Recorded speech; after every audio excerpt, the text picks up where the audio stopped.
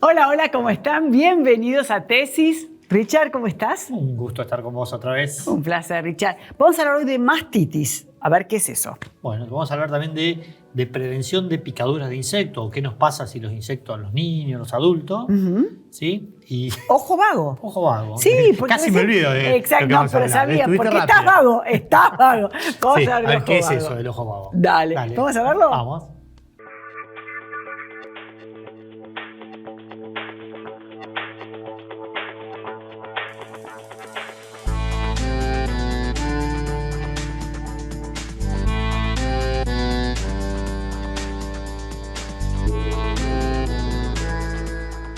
Bueno, Richard, te quiero contar que está la doctora Betty Arteaga. Ella es oftalmóloga del Hospital Italiano. Hola, ¿cómo estás? ¿Cómo están? Buenas tardes. Gracias por tenerme. Vamos a hablar del ojo vago. Escuchá, yo no sabía que el ojo puede ser vago. Mirá que escuchaba. Hay vagos en todos lados, parece. Hay vagos en todos lados.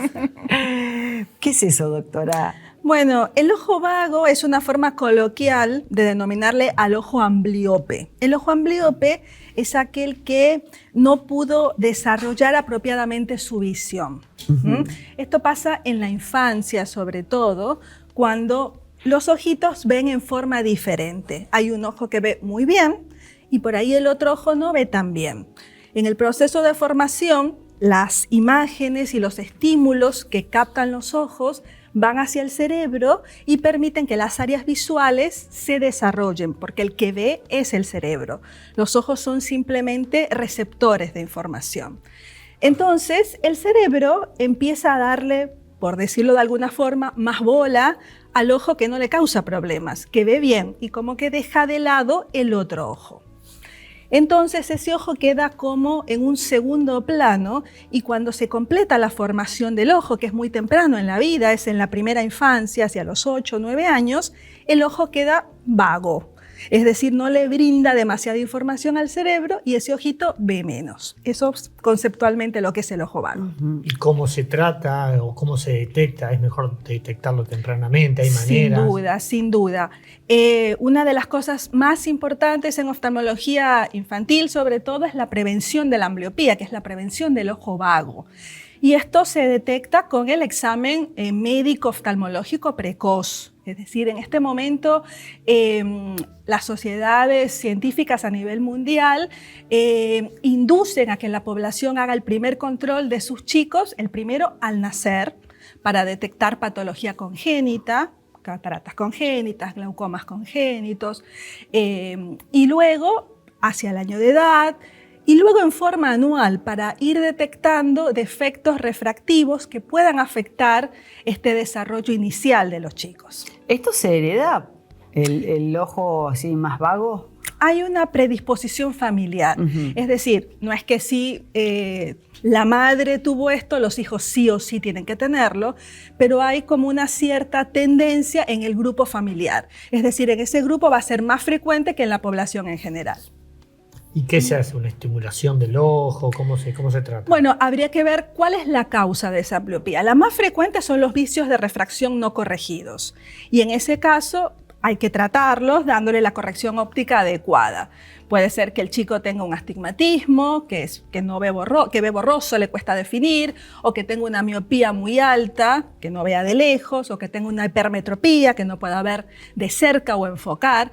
Entonces hay que darle el anteojo, o en algunos casos un lente de contacto, y en algunos casos hay que hacer un tratamiento oclusivo, que es el tratamiento con parches. Claro. ¿No? De esa forma, lo que se hace es que por unas horas en el día se tapa el ojo bueno, el que cumple eficientemente su trabajo. Se pone a trabajar el vago. Exactamente, para obligar al vago a trabajar. ¿Es un músculo eso? No, es parte del sistema visual. O sea que el entrenamiento progresivo va a hacer que recupere y que después mantenga ese nivel. En esa primera etapa de formación, sí. Cuando las personas van a rendir el registro de manejar y se tapan un ojo y se dan cuenta por primera vez que no ven, ahí no hay vuelta atrás. Por eso la importancia de hacer detección precoz. ¿Y no se puede operar el ojo vago? No. No, porque el problema no es el ojo. El problema es que todo el sistema visual hasta el cerebro no se formó adecuadamente por falta de estimulación. Claro, perfecto. Exactamente. Es eso. Y por lo que decís entonces, más bien de formación de imagen y de transmisión de esa imagen al cerebro. Exactamente. Es porque el receptor no estuvo enfocado en la etapa en que todo el resto se formó. Entonces, ahí es donde queda, digamos, en ese segundo plano. ¿Y se hacen esos controles, perdón, digamos, anuales o al chico de un año? Yo diría que... ¿Se cumple con eso acá en Argentina o venimos mal con ese aspecto? En las zonas urbanas que tienen acceso a la salud y, digamos, en las familias que tienen acceso a darse el tiempo de ir a un sistema de salud, sea público, privado o de cualquier otro índole, sí, se cumple bastante. A medida que nos alejamos de los grandes centros urbanos, creo que no, como muchos otros controles que no se cumplen. Claro, por supuesto. ¿Y es más común este ojo vago en niñas, en varones o es lo mismo? No, es lo mismo. No hace diferencia. No hay diferencia por sexo. Y entonces, ¿esto del parche tiene que ser un parche como se ponía antiguamente o hay algún tipo de, ahora como le usamos la lente para ver más, para tapar? Hay ambas formas. Se puede hacer un parche-parche, que es físicamente ocluir el ojo, y también hay lo que se llama el parche farmacológico, porque hay chiquitos que no toleran el parche físico, se lo arrancan, es molesto realmente, y algunos todavía no tienen la capacidad de comprender que es para su beneficio. Entonces se pueden poner gotitas que hacen de parche farmacológico en el ojo bueno. Interesante. Esas gotitas bloquean la acomodación del ojo bueno, son en general midriáticos, derivados de la atropina u otro tipo de tropicamida, otro tipo de fármacos. Entonces el ojo bueno está desenfocado y el ojo malo se obliga a trabajar. Es una especie de parche farmacológico. Mira qué bueno. Y eso, digamos, ese tratamiento que hacen, lo tienen que hacer también como el parche, en algún horario del día. Se pone una vez al día en general, porque a diferencia del parche, el fármaco tiene un tiempo de acción. Claro, ¿y eso que a la noche o no? Tiene que ser de día para que no le va a molestar o va a haber poco. Sí, igual que el parche. Molesta. Claro, pasa que la diferencia es que no lo tiene acá. Claro, no lo tiene. Exacto. Claro, no tiene el impedimento físico. Y también la social, viste, cuando los chicos son chiquitos se puede llegar a sentir algún tipo de molestia o por que lo que carguen, Sí, yo no veo eso demasiado a los chicos, no le dan demasiada bola a eso, pero sí les molesta y se lo arrancan. Y se lo arrancan, claro. Bueno, muchísimas gracias. Gracias a ustedes, gracias.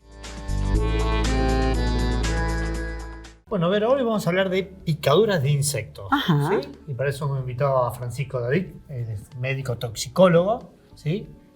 A ver, ¿qué peligro tiene? ¿De qué nos tenemos que cuidar? ¿Cómo cuidarnos? Primero, gracias por la invitación. Segundo, es un motivo frecuente de consulta en las guardias, sobre todo en la guardia pediátrica, ¿sí? Porque es muy frecuente la picadura de insectos en niños. Hay algunos insectos frecuentes en el hogar, otros no tanto. Lo más habitual es que aparezcan picaduras por avispas, por abejas y por hormigas. Y después hay algunos animales que se confunden con insectos que también son muy frecuentemente consultados, que son las arañas y algunos casos excepcionales de escorpiones, ¿sí? Esos son los más habituales. Sí, eso es lo más habitual. Bueno, la primera pregunta que quiero hacerte es, ¿cualquier tipo de picadura de las que acabas de decir, te abanico, ¿es de muerte? No, de hecho, de importancia toxicológica hay solamente 3 arañas y el escorpión. Después hay un montón de otras arañas que no tienen importancia toxicológica, que no son venenosas, y lo que son las picaduras de abejas, de avispa y de hormiga, que más que nada afectan a los más chiquititos, entre los 2 y los 5 años, que están más en contacto con el pasto y demás, tiene una reacción muy local, o sea, para dar un fenómeno generalizado, sistémico, lo que tiene que haber algún fenómeno previo de alergias, algo por el estilo. O de mucha cantidad. Sí, mucha cantidad de hormigas. O muchas abejas. Muchas abejas. En los casos de los chicos que molestan los panales de abejas o de avispas, ahí puede ser que les piquen en gran cantidad y que tengan fenómenos más sistémicos.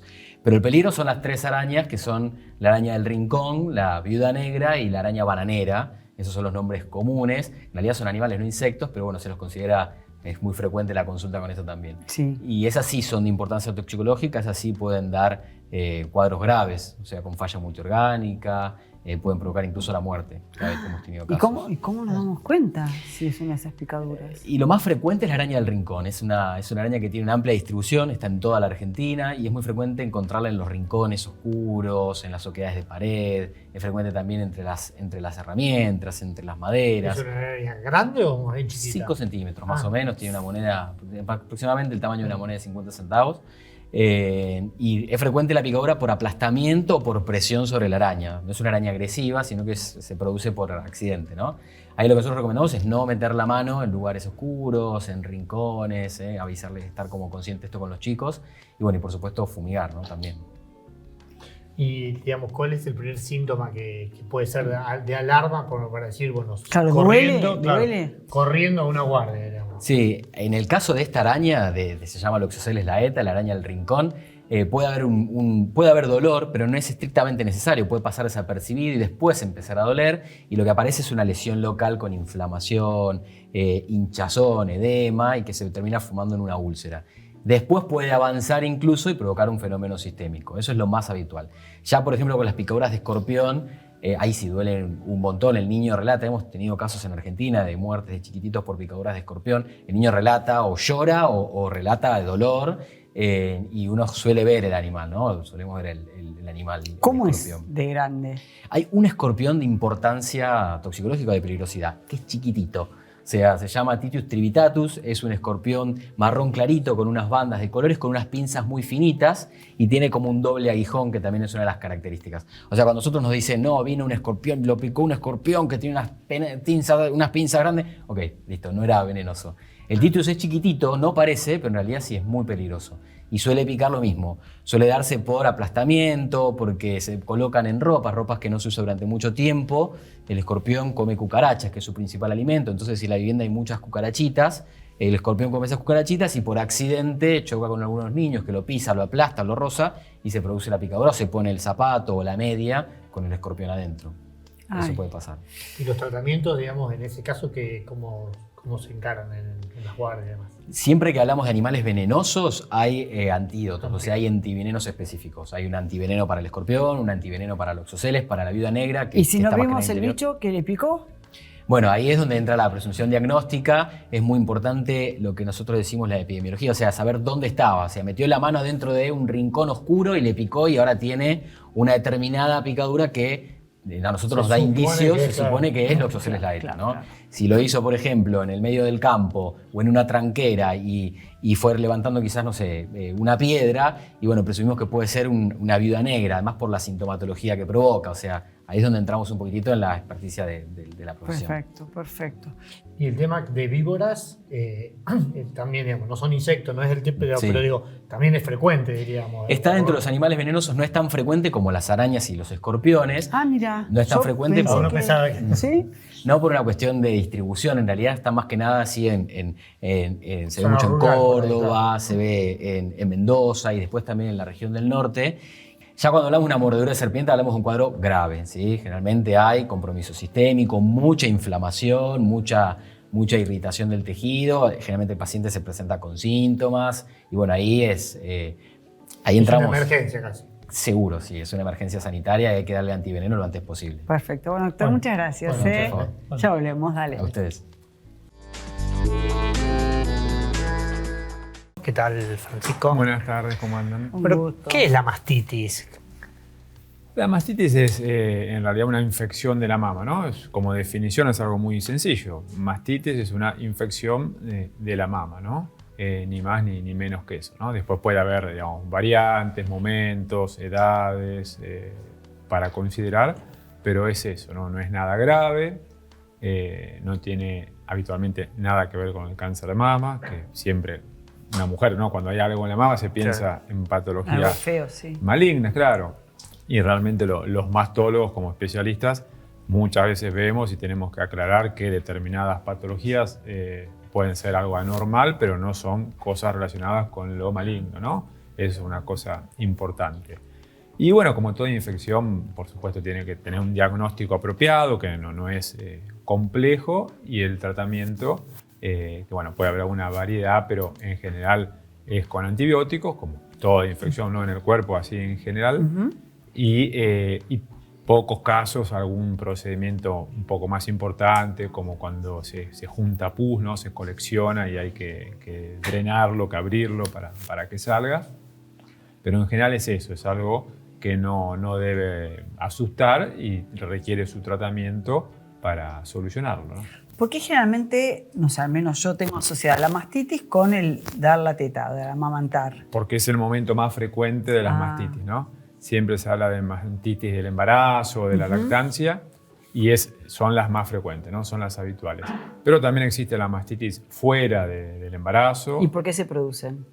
También es una infección. La del embarazo tiene un poco más de relación con que es una mama, digamos, muy modificada, con líquido, ¿no? Con leche, que generalmente el pezón se puede agrietar, se puede lastimar, por ahí se produce la contaminación, entra el germen, ¿no? Y se relaciona con esa etapa, ¿no? de la vida o del momento, ¿no? de la lactancia. Las mastitis fuera de la lactancia, a distintas edades, en pacientes, digamos, también ya en edades de no lactancia. Y no solo mujeres, hombres también. Sí, la patología mamaria en el hombre existe, pero es muy, muy rara, muy poco frecuente, y la mastitis realmente es algo muy ocasional, ¿no? Como el cáncer de mama también en el hombre. Pero las mastitis fuera de las lactancias, en general no tienen una relación tan directa como con la lactancia, como que el pezón se lastima, se agrieta. Puede, en muchos casos, no conocerse o no identificarse con un origen, con una causa específica. Y hay algunos grupos de mujeres que son más frecuentes, como las que toman medicamentos inmunosupresores, como las que toman corticoides, que en definitiva también bajan las defensas, y se pueden dar, como en otra parte del cuerpo, con los diabéticos, ¿no? Sobre todo no tan bien manejados, ¿no? Se pueden dar, como en otra parte del cuerpo, decía, con más frecuencia distintas infecciones, entre ellas las de la mama, ¿no? Entonces, como para prevenir una mujer que está amamantando, lo mejor sería tratar de proteger lo que es el pezón, el agrietado y demás, sí, como para evitar claro. la puerta de entrada sería. Sí, cuidarlo, el pezón, ¿no? Que el bebé, como se dice, se prenda bien en el pezón. Después cuando ya tiene dientecitos, ¿no? Que no lastimen, que no se agriete, secarlo, no mantenerlo con humedad, la higiene, y también una lactancia ordenada donde la mama no llega a ponerse muy turgente, a hincharse mucho, para disminuir la posibilidad de que ocurra, ¿no? No es algo es frecuente, pero digamos, no es tan frecuente que todas las mujeres que estén amamantando deban esperar eso. Y si ocurre, hay que estar tranquilos que no es algo grave, pero sí requiere su solución apropiada, ¿no? ¿Y cuáles serían los síntomas? ¿El dolor, la temperatura? Sí, lo que vos decís en general es eso. Se pone dolorosa, tensa, inflamada, inflada, ¿no? Dicen las pacientes, roja y caliente, ¿no? A veces no toda la mama, sino en una zona en particular, y ahí se nota como la pelota, ¿no? Dicen claro, como un dibujo raro. Claro, eso es el síntoma que debería llamar la atención como para consultar. En general son pacientes que están en ese momento, ¿no? En contacto con su obstetra, ¿no? O por supuesto también que muchas veces lo recibimos después como derivación con el mastólogo, con el especialista en patología mamaria para solucionarlo. Habitualmente es eso lo que se hace. ¿Y se suspende la lactancia o se puede seguir? No se suspende, incluso hasta no conviene, ¿no? No conviene porque la mama queda, por supuesto, aparte de la nutrición. Sí, queda más urgente todavía. Aparte para no cortar de golpe una nutrición que es tan importante, ¿no? Pero quedaría más turgente. Bueno, eso se puede igual solucionar con la extracción manual o con maquinitas, ¿no? De leche. Pero no conviene, no es una recomendación como conveniencia suspender la lactancia. No tiene problema la infección para el bebé y por supuesto hay que elegir el antibiótico adecuado porque hay antibióticos que pasan a la leche. Bueno, son cosas que no son complejas para el médico. Pero muchas veces, bueno, también consultar, nosotros lo consultamos con el obstetra, con el pediatra, para estar todos de común acuerdo, ¿no? Yo dije hoy, no tiene nada que ver con el cáncer de mama, ¿no? Hay una variedad muy rara, muy poco frecuente de cáncer de mama, calculen que es un 3%, por ejemplo, de los cánceres de mama, que empieza parecido a una mastitis. Se llama cáncer agudo, o hace muchos años se lo llamaba mastitis carcinomatosa, en realidad es un término que mezcla las dos palabras, pero confunde, que empieza así, con la mama roja, caliente, no es tan igual, tiene algunas diferencias. Entonces, en la mayoría de las veces que se piensa en una mastitis, es una mastitis, no hay que pensar que es un cáncer. Claro. Pero hay algunos casos, muy pocos, que uno no debe seguir pensando, es una mastitis, e insistir con tratamiento si no hay mejoría. Y hay otra forma de diagnosticarlo, que sea esa variedad muy rara de cáncer de mama, que eso sí, el manejo, el diagnóstico del mastólogo, ¿no? De los especialistas en estos temas, no va a ser algo complejo, ¿no? Pero para no insistir con tratamientos, con antibióticos, si no hay una mejoría. Pero justamente eso es para aclarar que la mayoría de las veces no es eso, pero no dejar de pensarlo y pasarlo por alto. Bueno, muchas muchas gracias. A ustedes. Ya volvemos, ¿no? Dale. No hay nada más lindo que ver a tus hijos felices. Por eso yo elijo fideos Marolio, que le dan sabor y frescura a las alegrías de todos los días. Spaghetti, rigati, moños, tirabuzón. Mamá, te amo. Marolio, una de las marcas más elegidas por los argentinos. Bueno, hoy vamos a hablar de un tema muy interesante para las mamás, el tema de la alimentación infantil y cómo reemplazar algunas comidas no tan sanas por otras un poco más sanas, ¿no? ¿Cómo estás, Marlene? Hola Ricardo, ¿cómo andás? Bueno. Sí, vamos a hacer algunos reemplazos de alimentos que mayormente consumen en la etapa de la niñez. ¿Cuáles son ¿Y esos por qué los alimentos? reemplazaríamos? Porque no son tan saludables. Porque arranquemos con los valores. Hay 4 de cada 10 niños tienen sobrepeso o obesidad. Esto cada vez va en aumento y no solamente la obesidad, porque lleva aparejado otras patologías Sí, claro. como diabetes, hipertensión, insulino resistente. Entonces es importante desde niños empezar a modificar hábitos. Hoy hay un bombardeo de alimentos que sí, está bueno a veces darle al niño porque tampoco tenemos que someterlos a una dieta estricta, pero sí ir enseñándoles de a poquito con alimentos un poco más saludables, con mejor calidad nutricional. Que aprendan a comer mejor. Tal cual, sí, y se vayan acostumbrando también, porque a veces cuando desde niños van manejando unos hábitos con hamburguesas, papas fritas, chocolatadas, entonces el nene ya después les cuesta más modificar esos hábitos. ¿Qué cambios podríamos hacer? Bueno, yo seleccioné algunos alimentos que mayormente consumen, como por ejemplo los cereales. Los cereales siempre, bueno, por supuesto, ven color, ven dibujitos, entonces es llamativo para el nene, pero tienen bastante cantidad de azúcares. Estaría bueno reemplazarlos por algún tipo de cereal sin azúcar. Esto podríamos darle, por supuesto, en desayuno, en meriendas, en colación, incluso cuando llevan al jardincito, con algún, ya sea alguna bebida láctea, algún yogur descremado. De esa manera ya estamos restando lo que sería azúcares, más que nada. Perfecto. Por otro lado tenemos lo que serían galletitas, dulces, todo lo que sería productos de bollería, pastelería, medialunas, facturas o las galletitas. De esta manera podríamos reemplazar con alguna galletita de avena que podríamos hacerla en casa, simplemente mezclando avena y una banana. La pisamos y ya tenemos, para darle un poquito de sabor, podríamos ponerle algunos chips de chocolate amargo, por ejemplo, y ya lo hacemos en 5 minutos en casa y ya estamos dándole Mucho más calidad saludable que eso. Está que bien. los dulces, tal cual. Además, puede ser hacerlo con el chico que te ayuda a hacerlo y también se entusiasma. Sí, muchas veces hacen eso, Claro. que lo ponen al nene, entonces ya es un momento también de distracción Sí, sí. para el nene y ya tiene sus galletitas más Perfecto. saludables. Por otro lado, también tenemos lo que serían, bueno, las chocolatadas, que les gustan muchísimo. También tenemos bastante cantidad de azúcar. Podríamos reemplazar con cacao amargo, por ejemplo. Entonces utilizamos leche, le hacemos la chocolatada en casa, que sería un poco más saludable que los que consumimos o los compramos ya hechos. Lo mismo con los postrecitos, por ejemplo. Hay muchos que tienen algunos chocolates, confites que vienen con el postre. Estaría bueno reemplazarlo por algún tipo de yogur sin azúcar o con cereales también, Claro, que vienen sí. con cereales que no sean endulzados más que nada. Lo mismo también, bueno, a veces dicen, bueno, no le doy azúcar, ¿le puedo dar edulcorante? Esto también es una pregunta que hacen muchísimo.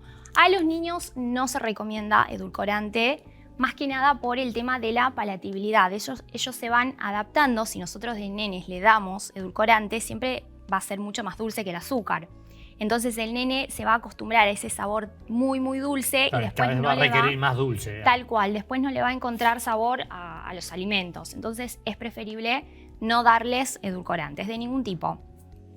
Por otro lado también tenemos lo que serían los jugos, todo lo que serían jugos que vienen envasados. También podríamos reemplazarlo por una fruta o incluso hasta podríamos hacerle un licuado. Siempre que si utilizamos naranja o cualquier fruta cítrica, tenemos que incorporar la fibra, porque de esta manera evitamos aumento de glucosa en sangre. Entonces siempre o darle entera o hacerle algún licuado y de esa manera incorporamos la fibra. La fibra. Perfecto.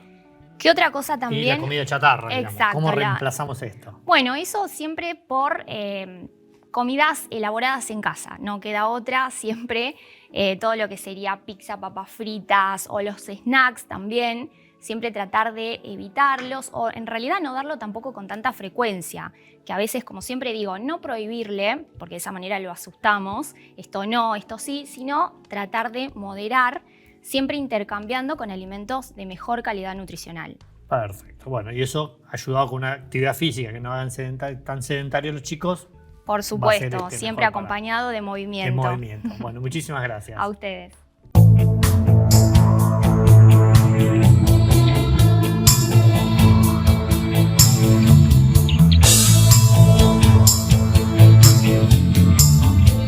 Simmons, descansa en primera clase. Bueno, interesantísimo, ¿eh? Sí. Que lo de los bichos a mí la verdad que me asusta, te digo, hay que prevenir mucho. Sí, pero es difícil, digamos. La parte esa es difícil de prevención porque están ahí escondiditos. Sí, las arañas, animales, no bichos, pero el tema de las arañas también preocupa y escorpiones. Bueno, mastitis, sí, interesantísimo. Y detectar tempranamente si hay algún problema de la visión en un ojo, porque bueno, eso hace a la calidad de vida que tenga después A el paciente, futuro, por supuesto, sí. por supuesto. Bueno, interesante todo. Buenísimo, nos esperamos en la próxima. Dale. Dale. Gracias.